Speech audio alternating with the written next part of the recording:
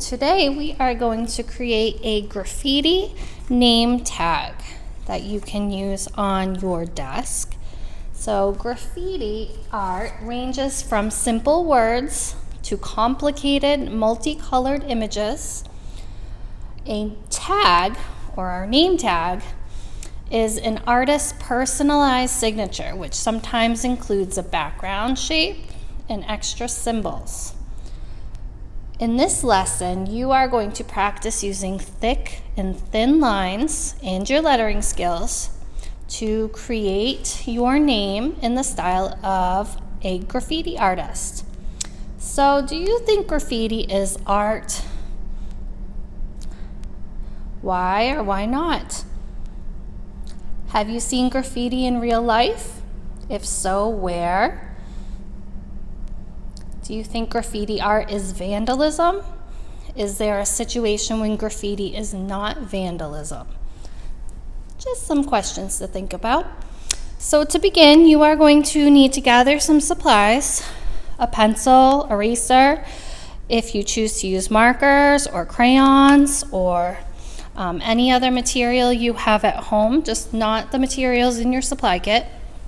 You will need a glue stick, and let's begin. So to start, you are going to find that paper in your supply kit that has been folded into 4 boxes. So 1, 2, 3, 4.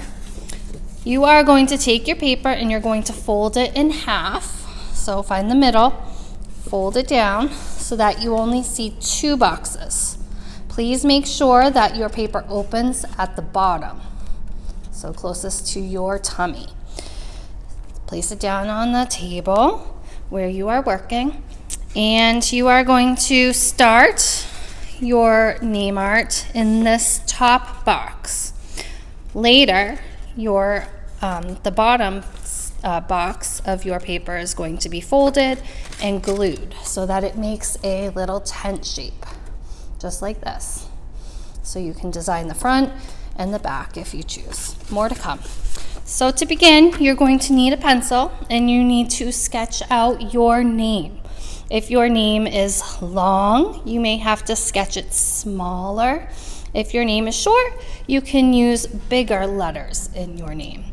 If you have a long name, but you often are called a nickname or a short name, like if your name's Nicholas, you can write Nick instead of your whole name.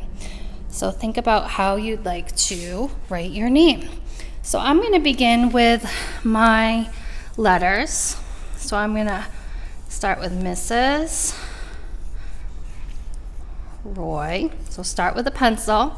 I'm going to switch to a marker so you can see my name better. So there's my name, nice and big.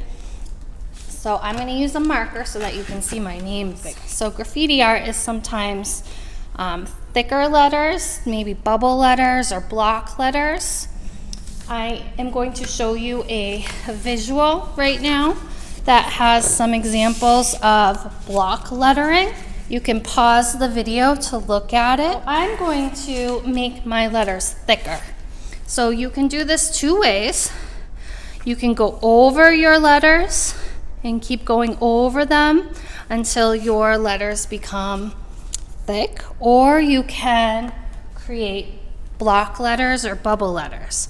So I can add a bottom to my M, go up a little bit, go down, up, down to make my letters block letters, or I can just kind of trace the shape of the letter to make it thicker. So I'm using almost a parallel line to copy my letters. You can do this if you want, or you can just leave them the way they are. So I'm just kind of taking the letter and making it a little bit bigger. And you may need to erase. So now I'm going to trace over my letters to make them a little bit more dark. You can use any color you want. Remember, it's your name tag, so you create it the way that you choose. So you can color your letters in. I put some examples in the directions part of this video if you'd like to check those out. And come up with your own ideas. So some graffiti art has a background behind it. This could be like a bubble or some kind of symbol or design. I am going to use a purple marker and kind of make a bubble around my name. And I could leave it white or I could color it in. You can add symbols or designs around your name if you choose. I have another visual that you can look at that has some different symbols. If you want to pause the video to check it out, you may.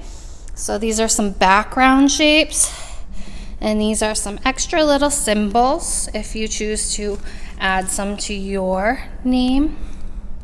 So you can use these to help you with your name. When you are done designing your name any way you want, you are going to turn it over if you choose. This is optional. You do not have to design the back, but if you'd like to add some images or details or colors to the back of your nameplate, go ahead. But if you don't, what you are going to do is you are going to take some glue. You are going to put some glue right under your name in the box below. Next, you're going to fold the glue, grab the other side of the paper, bring it up, and press it down or onto the glue, and there you have your name plate. If you need help, you can ask your grown-ups at home to help you with this step or with your name lettering. And there you have your nameplate, and you can place it on your desk. I hope you have fun.